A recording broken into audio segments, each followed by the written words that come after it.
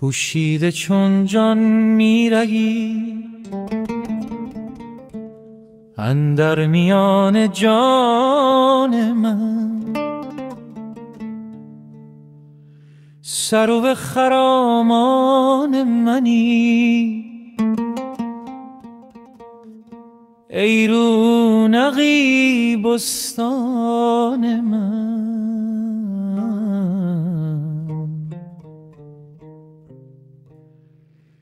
چون میروی بی من مرو ای جان بی تن مرو،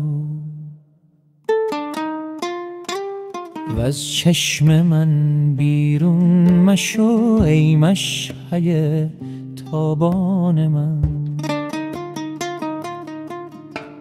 هفت آسمان را بردرم وز هفت دریا بگذرم، چون دلبران بنگری در جان سرگردان من.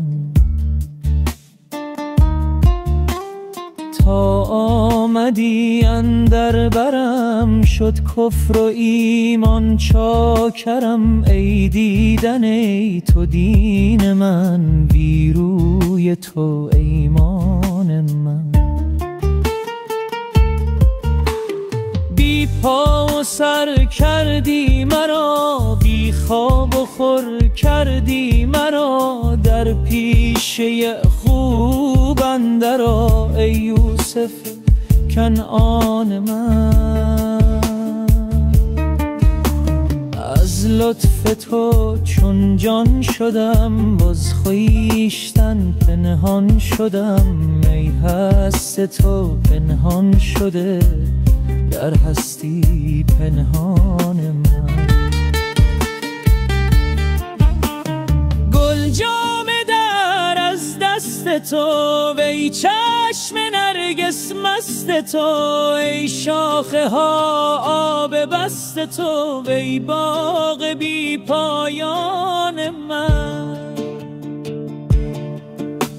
یک لحظه داغم میکشی، یک دم به باغم میکشی، پیش چراغم میکشی تا باشدت چشمان من.